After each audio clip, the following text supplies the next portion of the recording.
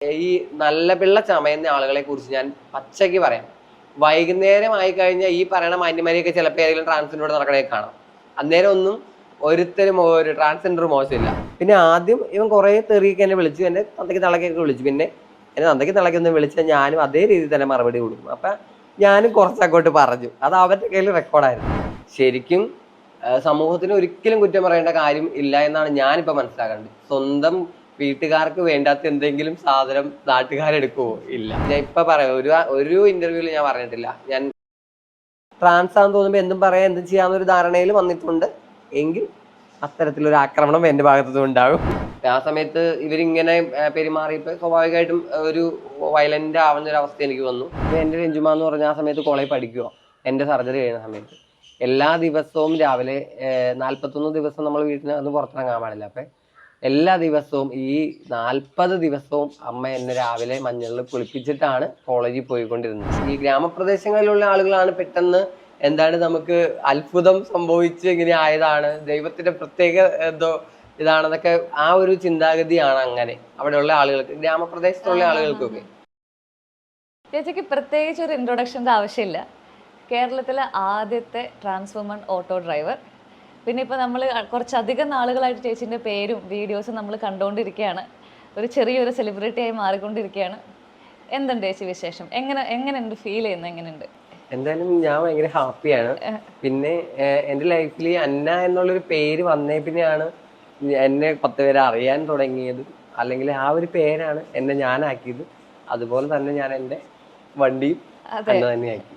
ചേച്ചിക്ക് എപ്പോഴാണ് ഒരു ട്രാൻസ്ഫോർമേഷൻ വേണം ഒരു തോന്നൽ എങ്ങനെയാണ് വന്നത്? സ്ത്രീകളുടെ കൂടെ നടക്കുക, പെണ്ണായിട്ട് നടക്കുക, തലയിൽ തോർത്തിട്ട് അങ്ങനത്തെ ഒരു സ്വഭാവമൊക്കെ എനിക്ക് ഓൾറെഡി ഉണ്ടായിരുന്നു.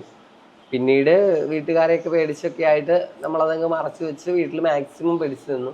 പിന്നെ എനിക്കൊരു പ്രത്യേകത എന്ന് വെച്ചാൽ ഞങ്ങൾ ഒരു ഗ്രാമപ്രദേശമാണ്. അപ്പം എന്നെ പോലെ വേറെ ആളുണ്ടോ എന്ന് എനിക്ക് അറിയാൻ പറ്റില്ല. ശരിക്കും പറഞ്ഞാൽ ഞാൻ എൻ്റെ വീടിൻ്റെ അടുത്തുള്ള അല്ലെങ്കിൽ കവളങ്ങാട് ഗ്രാമപഞ്ചായത്തിൽ ഞങ്ങൾ 3 പേരുണ്ടായിട്ടും ഞാൻ അറിഞ്ഞില്ല അങ്ങനെ എന്നെ പോലെ വേറെ ആൾ അവിടെ തന്നെ ഉണ്ടെന്ന്. ഞാൻ പിന്നെ എറണാകുളത്ത് വന്നതിന് ശേഷമാണ് ഒരു ട്രാൻസ്മെൻ ഉണ്ട്, എന്നെ പോലെ ഒരു ട്രാൻസ്വുമൺ ഉണ്ട്. അതൊക്കെ ഞങ്ങൾ ഇവിടെ വന്നേ പിന്നെയാണ് ഞങ്ങളെല്ലാവരും ഒരു പഞ്ചായത്തിലുള്ളവരാന്ന് തന്നെ അറിയുന്നത്. അപ്പൊ അവിടെ വെച്ച് അങ്ങനത്തെ സാഹചര്യങ്ങളൊന്നും ഇല്ലാതിരിക്കുമ്പോ നമുക്ക് പറയാൻ പറ്റുമോ, അല്ലെങ്കിൽ പേടി പൊതുസമൂഹം എങ്ങനെ കാണും, വീട്ടുകാര്, ഫാമിലി, അപ്പൊ ആ ഒരു പേടി ഉള്ളതുകൊണ്ട് അങ്ങനെ മറച്ചു വെച്ച് നിന്നു. പിന്നെ ഞാൻ എറണാകുളത്ത് വരാനിടയായി. അപ്പൊ എനിക്ക് മനസ്സിലായി എന്നെ പോലെ ഒത്തിരി പേരുണ്ടെന്ന്. അപ്പൊ ഞാൻ പതുക്കെ അവിടെ നിന്ന് ഇങ്ങോട്ട് പോന്നു. കമ്മ്യൂണിറ്റിയുടെ കൂടെയൊക്കെ ഇങ്ങനെ എല്ലാ കാര്യങ്ങളൊക്കെ ആയിട്ട് നടക്കും പോവുക ചെയ്തു. അങ്ങനെ ഒരു പെട്ടെന്നൊരു ദുർബല നിമിഷത്തിൽ പൊതുസമൂഹവും എൻ്റെ വീടും ഫാമിലിയും കുടുംബം എല്ലാവരും അറിഞ്ഞ് ഒരവസ്ഥയായി. അതുപോലെ തന്നെ ഒരു വാർത്ത വന്നതാണ് അങ്ങനെ എല്ലാവരും അറിയാൻ കാരണം, ആലുവയിലൊരു പ്രശ്നം. ചേച്ചി പിന്നെ ഇപ്പോൾ ഈ ഒരു കാര്യം ചേച്ചി വീട്ടിൽ പറഞ്ഞപ്പം ഇപ്പം അച്ഛൻ, അമ്മ, സഹോദരങ്ങൾ, ഇപ്പം അവരുടെ ഒരു റെസ്പോൺസ് എന്തായിരുന്നു? വീട്ടിൽ ചേച്ചിക്കൊക്കെ ഭയങ്കര അത്ഭുതമായിരുന്നു. എന്താ ഇങ്ങനെ ആയേ എന്നുള്ളൊരു, വേറെ കുഴപ്പങ്ങളൊന്നും ഉണ്ടായിരുന്നു. അപ്പം വെച്ചാൽ അവൾക്ക് ഇതിനെക്കുറിച്ച് ഒരു ട്രാൻസ്ജെൻഡർ എന്താണ് അങ്ങനെയൊന്നും അറിയില്ലാത്ത അവള് കല്യാണം കഴിച്ചിട്ട് അടിമാലില്ല. അപ്പൊ പെട്ടെന്ന് ആക്ക് ഇതെന്താ ഇങ്ങനെ എന്നൊക്കെ ഇപ്പൊ കോമഡി ഷോ കാണുമ്പോൾ അങ്ങനെ കണ്ടിട്ടുണ്ട് എന്നല്ലാതെ വേറെ ഇതിനെക്കുറിച്ച് ഐഡിയ ഇല്ലാത്തതുകൊണ്ട് എന്താ അങ്ങനെ ചോദിച്ചു. ഫസ്റ്റ് ഭയങ്കര കരച്ചിലായിരുന്നു വിളിച്ചിട്ട്, അങ്ങനെ ഞാൻ പറഞ്ഞ ഭയങ്കര സങ്കടമായിരുന്നു അവൾക്ക്. പിന്നെ ഒരു അഡ്രസ്സും ഇല്ല, അവരെന്നെ വിളിക്കാറില്ല, ഞാനും വിളിക്കാറില്ല. അങ്ങനെ അങ്ങോട്ടും ഇങ്ങോട്ടും ഒരു ബന്ധങ്ങളും ഇല്ലാതെ കുറച്ച് നാൾ മുന്നേ വരെയും പോയിക്കൊണ്ടിരുന്നത്. ഇപ്പൊ അടുത്ത കാലത്തായിട്ട് ചേച്ചിയുടെ വീട്ടിൽ വിളിക്കും, ഞാൻ അങ്ങോട്ട് രണ്ടുകൂടെ പോവുകയൊക്കെ ചെയ്തു. എന്തായാലും അങ്ങനെ പോകുന്ന വരവൊക്കെ വണ്ടി വന്നേ പിന്നെയാണ്. അതുകൊണ്ട് ഒരുപാട് സന്തോഷം. വണ്ടിയിലൂടെയാണ് ഇപ്പൊ വീണ്ടും എനിക്ക് കുറെ കാര്യങ്ങളൊക്കെ തിരിച്ചു പിടിക്കാൻ പറ്റിയത്. അതുകൊണ്ട് സന്തോഷം. പിന്നെ ചേച്ചി, നമ്മളിപ്പോൾ ഒരു പഴയ തലമുറേനേക്കാളും ഇപ്പം നമ്മളുടെ ഒരു യങ്സ്റ്റേഴ്സ് അല്ലെങ്കിൽ ഇപ്പോഴത്തെ ഒരു തലമുറ ഈ കാര്യങ്ങളൊക്കെ കുറച്ചും കൂടി മനസ്സിലാക്കി ഒരു ബെറ്റർ ആയിട്ട് നമ്മൾ അക്സെപ്റ്റ് ചെയ്യുന്നുണ്ടെന്ന് തോന്നിയിട്ടുണ്ടോ എപ്പോഴെങ്കിലും? നമ്മുടെ കൊച്ചി പോലുള്ള സ്ഥലങ്ങളിൽ വന്ന് പഠിക്കുന്ന പിള്ളേരാണെങ്കിലും അത്യാവശ്യം കാര്യങ്ങൾ മനസ്സിലാക്കും. ഈ ഗ്രാമപ്രദേശങ്ങളിലുള്ള ആളുകളാണ് പെട്ടെന്ന് എന്താണ് നമുക്ക് അത്ഭുതം സംഭവിച്ച് ഇങ്ങനെ ആയതാണ്, ദൈവത്തിന്റെ പ്രത്യേക എന്തോ ഇതാണെന്നൊക്കെ ആ ഒരു ചിന്താഗതിയാണ് അങ്ങനെ അവിടെയുള്ള ആളുകൾക്ക്, ഗ്രാമപ്രദേശത്തുള്ള ആളുകൾക്കൊക്കെ. അപൂർവ മനുഷ്യർ അങ്ങനത്തെ ഒരു ചിന്തയൊക്കെയാണ്. പക്ഷെ എറണാകുളം അല്ലെങ്കിൽ ഇപ്പൊ അത്യാവശ്യം ടൗണുകളിലും അല്ലെങ്കിൽ മിക്ക സ്ഥലങ്ങളിലും ഒരു 55% ആളുകളൊക്കെ നമ്മളെ അംഗീകരിച്ച് മനസ്സിലാക്കി തുടങ്ങി. ബാക്കിയുള്ള ആളുകളോട് മനസ്സിലാക്കുമെന്ന് പ്രതീക്ഷിക്കുന്നു. ഇപ്പൊ ശരിക്കും ഞാൻ ഇങ്ങനെ ചിന്തിച്ച് വരുമ്പോൾ എനിക്ക് പറയാനുള്ളതെന്ന് വെച്ചാൽ, ഒരു ട്രാൻസ് ആണ് അല്ലെങ്കിൽ ഒരു ട്രാൻസ് വുമൺ ആണ് അല്ലെങ്കിൽ ട്രാൻസ് മെൻ എന്ന് പറയുമ്പോൾ ആദ്യം തന്നെ വീട്ടുകാരാണ് മറ്റേ എന്തൊരു പ്രത്യേക ടൈപ്പ് ജീവികളെ പോലെ അവരെ പുറത്താക്കുന്നു, വീട്ടുകാർ കോണ്ടാക്ട് ചെയ്യാൻ ആഗ്രഹിക്കുന്നില്ല. നമ്മളെ ഒന്നെങ്കിൽ വീട്ടുകാർ പിടിച്ചവിടെ നിർത്താൻ ശ്രമിക്കും, അല്ലെങ്കിൽ നമ്മളുടെ ഇഷ്ടത്തിലോ അല്ലെങ്കിൽ നമ്മളുടെ മനസ്സിനൊത്ത് നമ്മുടെ ശരീരം ആ രീതിയിലേക്കൊന്നും അവർ സമ്മതിക്കുന്നില്ല, അവർ വിടുന്നില്ല.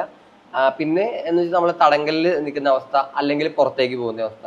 ശരിക്കും സമൂഹത്തിന് ഒരിക്കലും കുറ്റം പറയേണ്ട കാര്യം ഇല്ല എന്നാണ് ഞാനിപ്പോൾ മനസ്സിലാക്കേണ്ടത്. സ്വന്തം വീട്ടുകാർക്ക് വേണ്ടാത്ത എന്തെങ്കിലും സാധനം നാട്ടുകാരെടുക്കുവോ? ഇല്ല. അപ്പൊ ആ ഒരവസ്ഥയാണ് ശരിക്കും പറഞ്ഞ ഒരു നമുക്ക് കാര്യം കോടതി വിധികളൊക്കെ ഉണ്ട്, ആരോടും ഒരു വിവേചനത്തോടെ പെരുമാറരുത് എന്നും പറഞ്ഞപ്പോ ഇന്നലെ ഹൈക്കോടതിയിൽ ഒരു വിധി വന്നിട്ടുണ്ട്. ട്രാൻസ്ജെൻഡേഴ്സിനും അവകാശങ്ങളുണ്ട്, അവർക്ക് നിയമസംരക്ഷണവും ഉറപ്പാണെന്ന് പറയുന്നത്. അത് സന്തോഷം തന്നെയാണ് നമുക്കതൊക്കെ. അപ്പൊ വീട്ടുകാരിൽ നിന്ന് പോലും ഒരു മോശമായ പ്രവണത ഉണ്ടാകാൻ പാടില്ല. ശരിക്കും അത് തന്നെയാണ് വേണ്ടത്. വീട്ടുകാർ ചേർത്ത് നിർത്തിയാൽ ഇപ്പൊ ട്രാൻസ്ജെൻഡേഴ്സിനെ പൊതുസമൂഹം എപ്പോഴും കാണുന്നു, പുറത്ത് കാണുന്നു, കൊച്ചിയിൽ അവിടെ കാണുന്നു.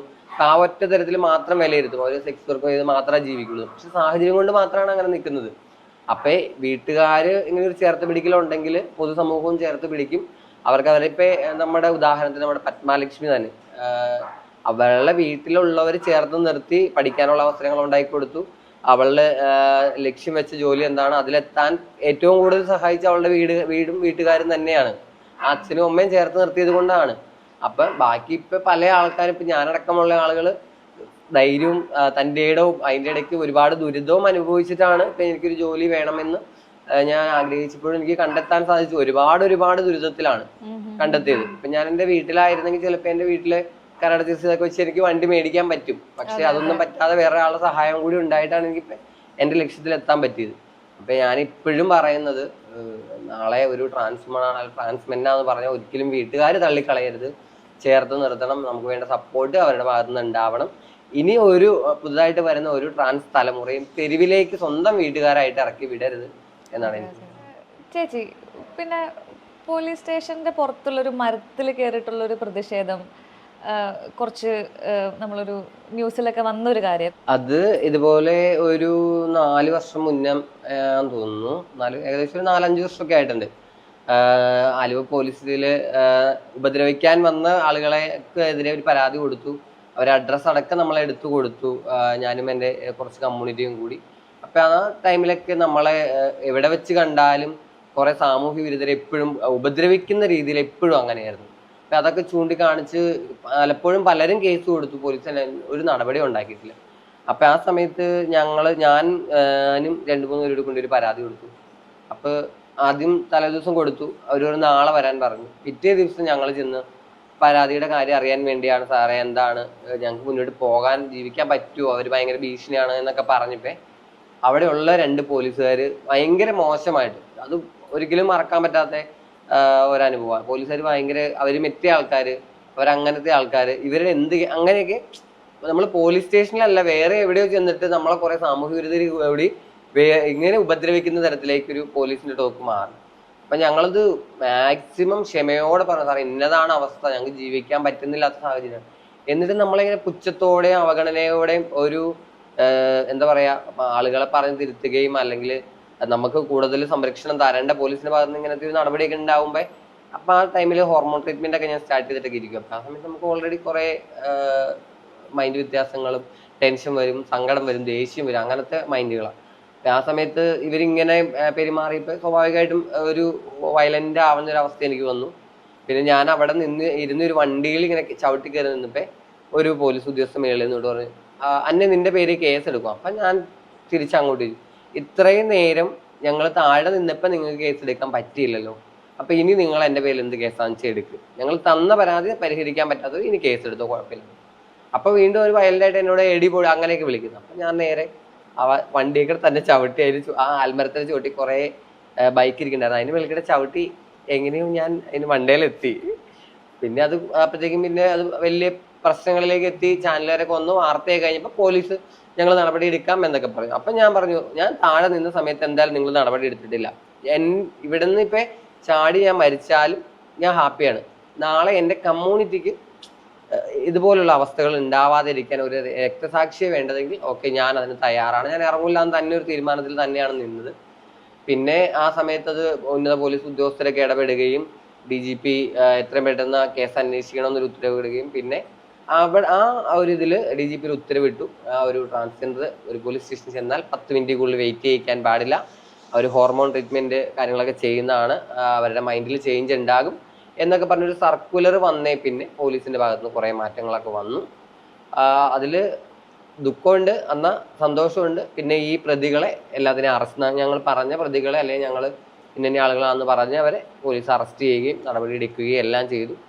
അതിൽ സന്തോഷം.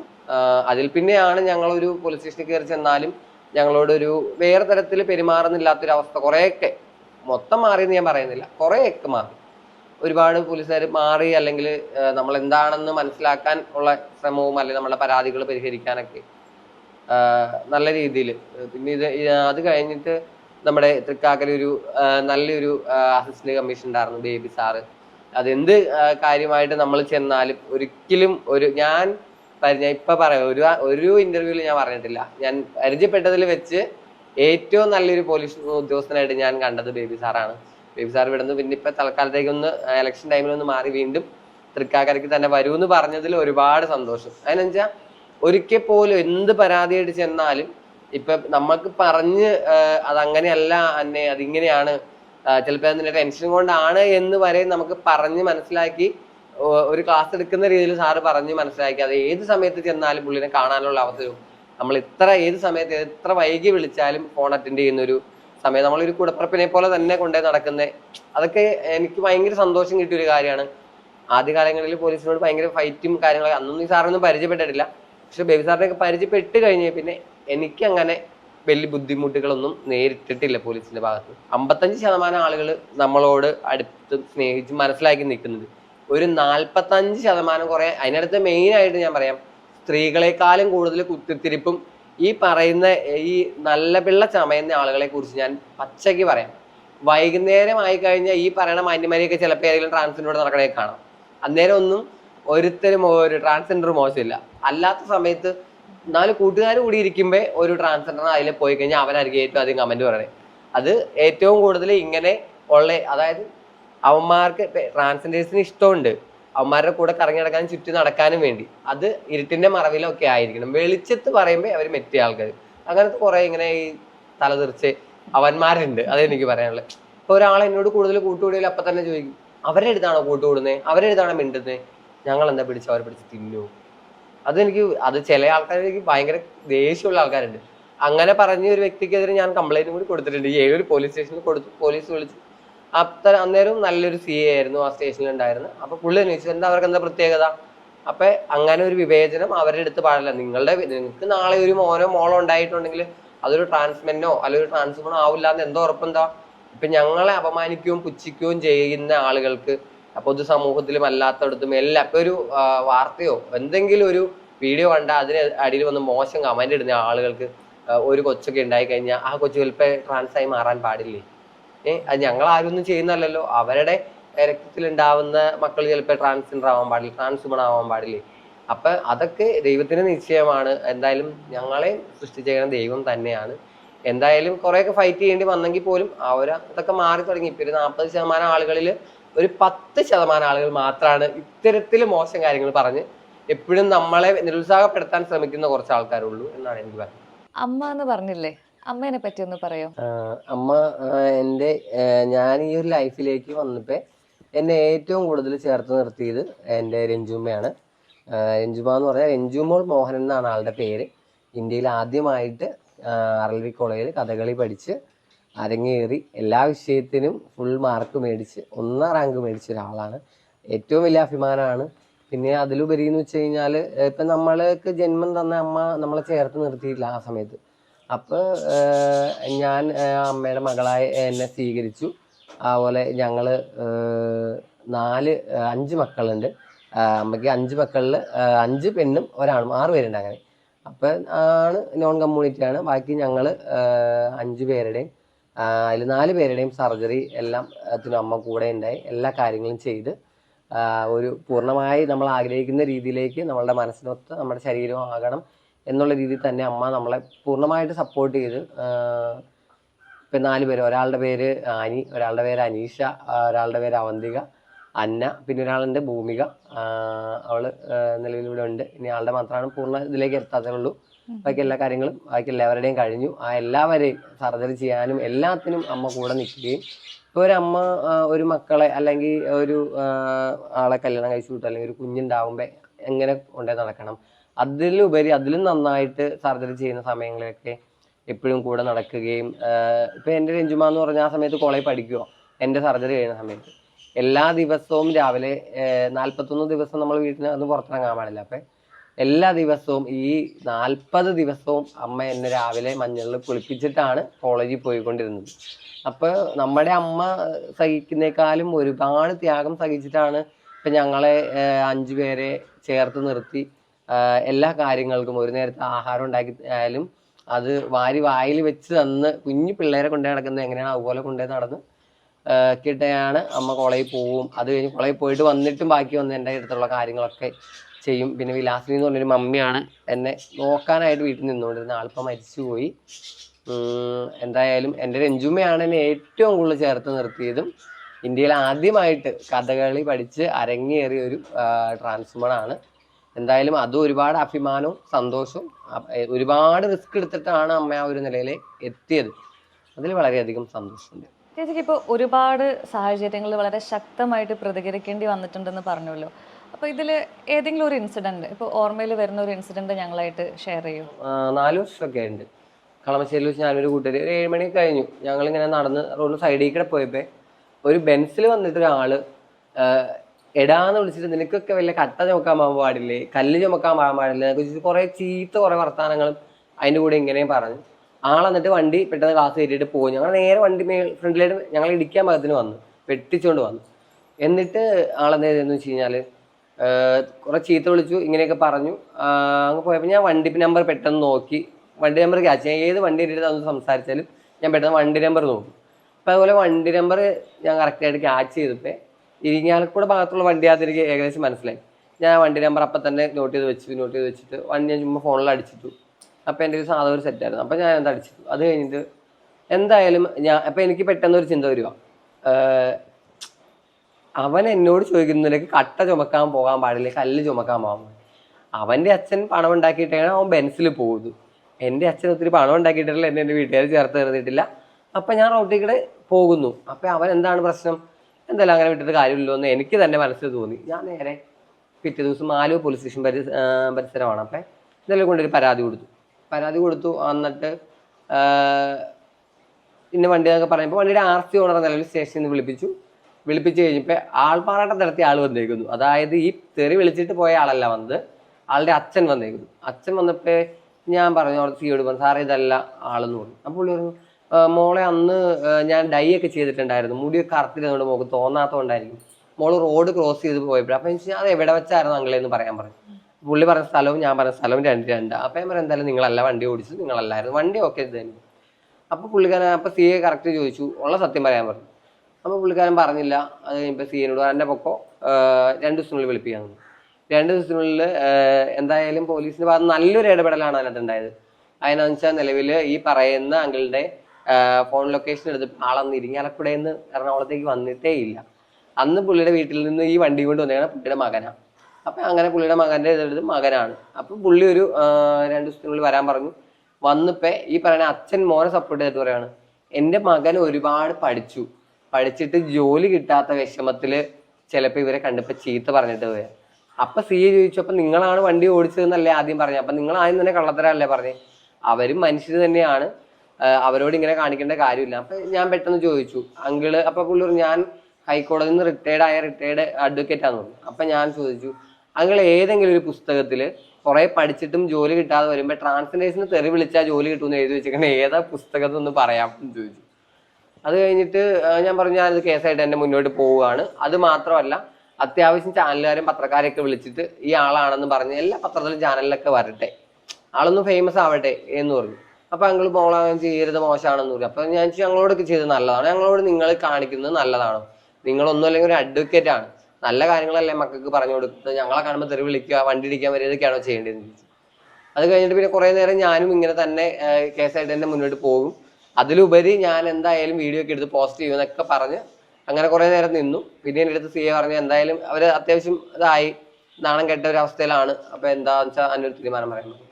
അപ്പം ഞാൻ പറഞ്ഞു ഇനി ഇവിടെ നിന്നല്ല ഒരു ട്രാൻസിനോടും മോശമായിട്ട് പെരുമാറില്ല എന്ന് പറഞ്ഞ് എഴുതി വെപ്പിച്ചോ, ഞങ്ങളോട് ക്ഷമയും പറയണം, ഇത്തരത്തിൽ കാണിച്ചതിന് ക്ഷമയും അങ്ങനെ പറഞ്ഞ് നിലവിൽ വിട്ടു. പിന്നീട് ആളുടെ ഉപദ്രവങ്ങളും ശല്യങ്ങളൊന്നും ഉണ്ടായിട്ടില്ല. അതിൽ ഒരുപാട് സന്തോഷം.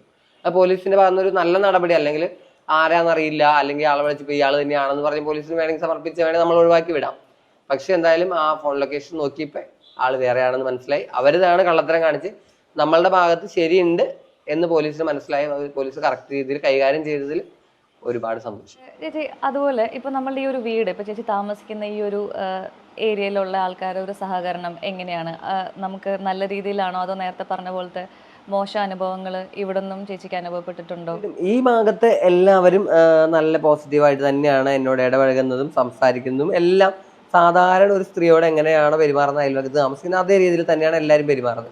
അതിൽ സന്തോഷം. പക്ഷെ എനിക്കിപ്പോൾ ഞാൻ നേരത്തെ പറഞ്ഞ പോലെ തന്നെയുള്ളൊരു ബുദ്ധിമുട്ട് ഇപ്പം ഒത്തിരി നാളൊന്നും ആയിട്ടില്ല, ഒരു 7-8 മാസത്തിൽ കൂടുതലായിട്ടില്ല. ഈ നീർക്കോട് എന്ന് പറയുന്ന സ്ഥലത്തുള്ള ഒരാൾ, അതായത് എൻ്റെ ഒരു നല്ല ഫ്രണ്ടാണ് ആള്, എൻ്റെ നല്ലൊരു സുഹൃത്താണ്, എപ്പോഴും എൻ്റെ കൂടെ നിൽക്കും, അല്ല എല്ലാ കാര്യത്തിനും എന്നെ സപ്പോർട്ട് ചെയ്യുന്ന ഒരാളാണ്.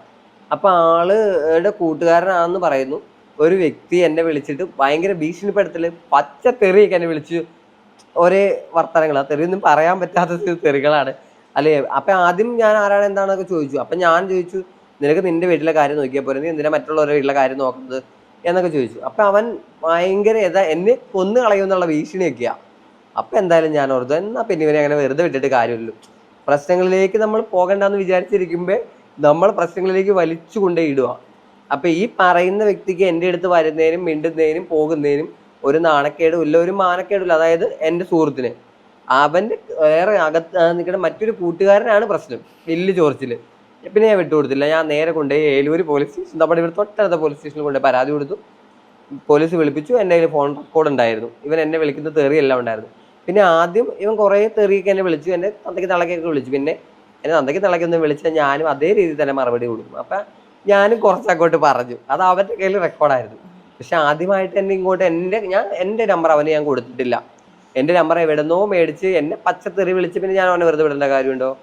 ഞാൻ അവൻ്റെ വീട്ടിലേക്ക് ചെന്നില്ല, അവൻ്റെ അച്ഛൻ്റെ അടുത്തോ അവൻ്റെ അമ്മയുടെ അടുത്തോ അവൻ്റെ വീട്ടിലോ കയറിച്ചില്ലാണ്ട് എന്നെ വിളിച്ച് ഞാൻ സ്വന്തമായിട്ട് വാടകയ്ക്ക് താമസിക്കുന്നു എൻ്റെ ഫോണിലേക്ക്, അത് അവൻ മേടിച്ചെന്ന ഫോണാണെങ്കിൽ എനിക്ക് കുഴപ്പമില്ല, ഇത് ഞാൻ മേടിച്ച ഫോണിലേക്ക് എന്നെ വിളിച്ച് തെറി വിളിക്കുന്നു. അപ്പം ഞാൻ കൊണ്ടുപോയി പരാതി കൊടുത്തു.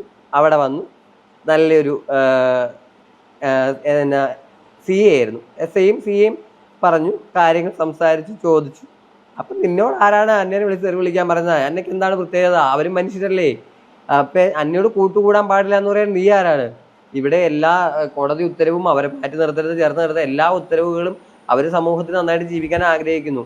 നിന്റെ കൂട്ടുകാരന് അന്നയുടെ അടുത്ത് പോകുന്നതും മിണ്ടുന്നതും സന്തോഷമാണെങ്കിൽ നീ എന്തിനാ അതിനകത്ത് കയറിയുടെ പ്രശ്നങ്ങൾ ഉണ്ടാക്കേണ്ട കാര്യം എന്താണ് എന്ന് പറഞ്ഞു. ഇതുപോലെ തന്നെ ഇനി എൻ്റെ ഫോണിലേക്ക് ഒരു കോൾ വരികയോ എന്നെ മോശമായിട്ട് പറയുകയോ ഉപദ്രവിക്കുകയോ ഒരു ഇതുണ്ടാകില്ല എന്ന് പറഞ്ഞ് ടിപ്പറും കണ്ട് ഓടിക്കുന്ന ആളാണ്, ആംബുലൻസ് ആണ്, അങ്ങനെ എന്തോ വണ്ടി ഓടിക്കുന്ന ഒരാളാണ്. അവരുടെ പേരൊക്കെ ഞാൻ മറന്ന്. അങ്ങനെ എഴുതി ഒപ്പിടിയിച്ച് എൻ്റെ നമ്പർ ഉടച്ച് ഡിലീറ്റ് ചെയ്യിച്ച് അതിൻ്റെ പോലീസ് സ്റ്റേഷനിൽ നിന്ന് വിട്ടു.